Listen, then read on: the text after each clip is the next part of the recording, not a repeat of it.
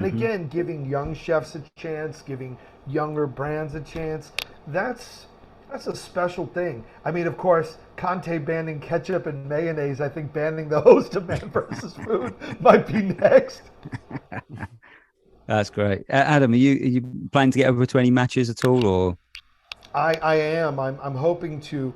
Ironically enough, and don't hate me for this, the good folks at Cite um, they invited me to the game. They not offered to fly me over or anything, but they invited me to the match on September 10th because they wanted to interview fans that were not just the same former City players or the same, City supporters. They want to get opposition support. So I'm trying to line up enough meetings to make it financially worthwhile. But I'd love to see that. But otherwise, I'm going to catch a game probably in the middle of the season. And there's something, everyone always thinks that like I stay in suites or something. Like I did that once because I was doing some work with Spurs, like Spurs Wishes and stuff like that. I had filmed some stuff with Food Network UK. But I love it. I love being right in the stands, and I love learning the chants. And the Kulisevsky chant took me a minute to learn because I don't like ABBA, but I got it. I still think that we need to bring some of the folks from Brooklyn Spurs. Sorry. Did you just say you don't like ABBA? Yeah, not the biggest. I don't really know a ton of it. And so I was like, what song is this to this Gimme, Gimme, Gimme a Ginger from Sweden? And then I'm like, oh, because it's like when I heard the Danny Rose thing, I didn't know the song Daddy Cool, but it always sounded like thousands of people like woke up from a Thorazine binge. And they're like, Daddy Rose, Daddy Rose. Like, meanwhile, New York Spurs, literally before the game, they go, we're the Yids in America. Whoa! And then, my favorite was the Bob Marley chant, the Vertonghen. I like Vertonghen, do you? Vertonghen. Like, I was so into it. Yeah. But no, I hope to. And it's just an energy that I love. I want to do the skywalk at the new stadium. And I got to go. It's really good. I miss Chick King on the high street. I want to go get a pint at the Bill Nick. I want to be told that I'm a plastic shit fan who supports West Ham. I'm not sure you want to go in the Bill Nick, unless you don't mind the odd sort of manky stripper. I can't comment on the basis of wanting to have a career. But the truth is, look, at the end of the day, I'm never going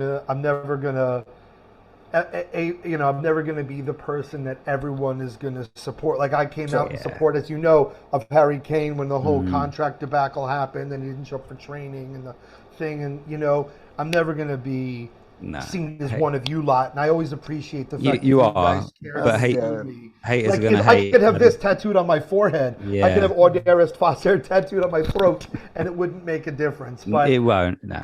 Not to some. Haters are going to hate, as they say. And I love the fact that, honestly, like, I used to go to New Malden for great Korean food. And, because I was a little bit obsessed with the craze. And, all of a sudden, to look in the stands and see young, Korean fans or fans of Korean descent supporting Spurs, and seeing the impact that Sonny has had.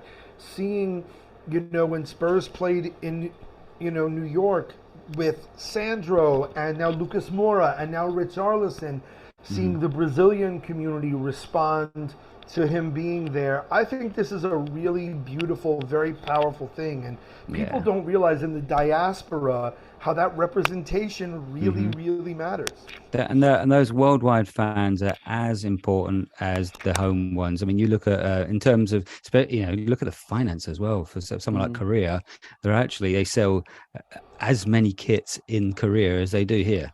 Yeah. It's incredible. Yeah. Can I ask you guys what you think of the away kit, the third kit? The third kit I like. I like the third kit. The second one is just dog shit. Yeah. I've ordered the third kit.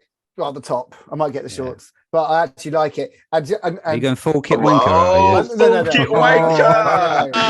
Full kit wanker vibe. And I'll tell you what. Actually, here's the thing, and some of you might appreciate this. I bought the top, and I was thinking, actually, I might get the shorts because actually it's good gym wear. And the reason it's good gym wear is because that swirly pattern is incredibly forgiving for someone in their late 40s. Which is why that's why I wear that black away kit. Thank you very mumuch. Actually, I haven't got down it. The training top from last season has got kind of a swirly pattern. Yeah. It's like on Top Gear. It's like when they design a new car and they cover all those things on it, so you can't see all the lines.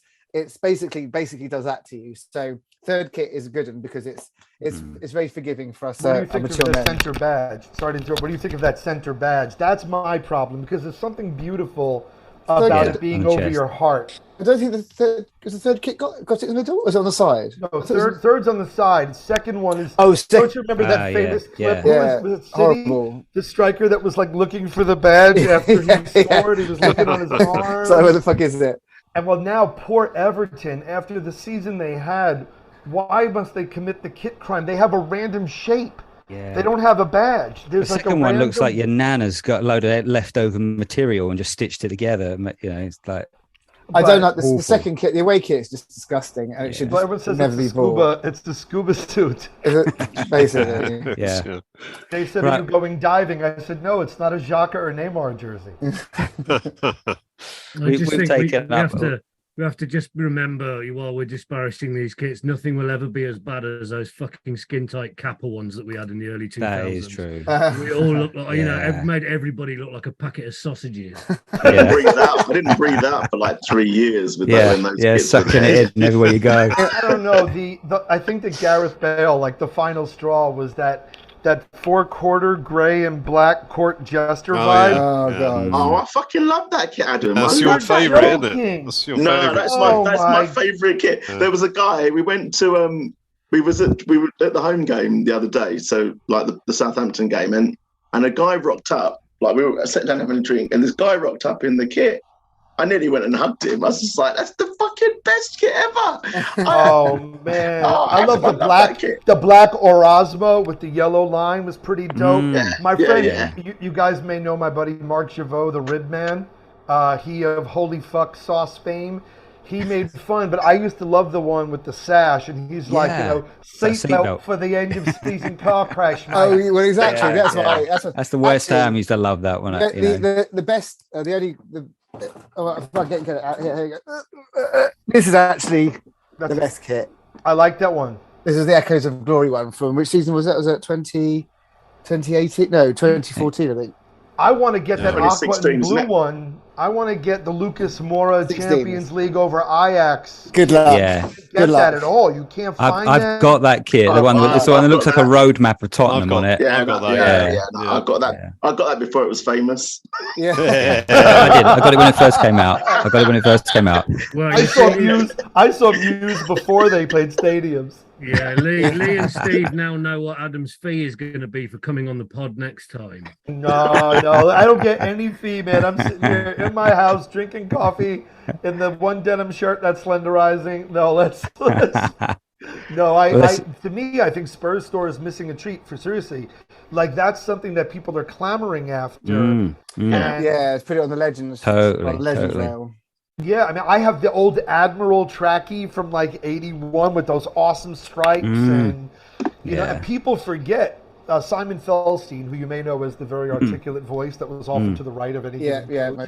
Does by the way, yes, my YouTube channel about British biscuits, biscuit reviews from an American that you didn't even ask for. Simon does the voiceover. Oh, really? I've got to check that out. Check that out. He had a sign in his office at White Hart Lane and now the new stadium where it was every single Spurs kit, and believe it or not, if you look back through your history, there was once a red Spurs kit.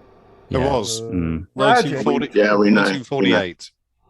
Listen, Adam, we cannot thank you enough for coming on. It's been an absolute pleasure yet again. We're really honoured that you've come on to our pod again, and thank you for your insight. And I'm going to wrap up now. Just so I know I've been telling you to wrap it up, please, but just Adam, just we're just getting it on record, mate. Stay loyal. I know that there's been overtures being made from listeners of other pods, but you stay loyal. You stay loyal to us. Well, we'll look after you. My policy has always been, for Spurs, I'm going to follow every supporters group. Yeah. I will try to do as many Spurs pods, not because I will never be disloyal to y'all, but whatever I can do with my platform to raise the awareness of a club I've fallen in love with. And one of the reasons I got Audaire Est Facer tattooed, I mean, not just because I love Spurs, but I love what that means. And to support a club that supports this ethos of even failure will have in it an echo of glory. That's a beautiful lodestar by which to live your life. So I will stay loyal to Spurs and will always do your show. But please understand that it's never disloyalty if I do another pod. It's just merely trying to use whatever I can to elevate the team I love. Well, there's a lot of you to spread around, as you've said. Good media training. Thank you. Very good. Well done. So thank you again. So quick shout out to Redemption Brewery, or we always support. Go down and see them as well. They're fantastic. Got a lovely new beer apparently on the go. And we are Tottenham Pie and Mash. If you like your pie and mash and liquor, as Adam was talking about before. And also, if I can do a shout out to people to please rate and review the show, share the pod. It really does help us to grow. We're looking to build this as much as we can so we can get great guests on like Adam. Adam, if you could do the same likewise, just to give us an extra shout out. Always, every post you put out, I'm always going to shout you out. You guys have always been really kind. You guys have always been, unlike sadly a good chunk of the support group, have always embraced me and appreciated me as a fan. And I know that you and many of the listeners have been supporting Spurs for much longer than I, and that inclusion means a lot, and I was speaking of Stamford Bridge, the moment I walked in, it was the day of that 4-2 loss, unfortunately, when Demba did the old man Demba celebration, when I got surrounded by a bunch of supporters saying, "You're Spurs and you are," like my heart, like the Grinch, swelled 2 sizes that day. So thank you, and thank you to every supporter that includes me and allows me to be part of the Spurs family. Yeah, exactly. That's the word, Spurs family. Thank you, Adam. So good evening and coys. Coys. Come on, you Spurs.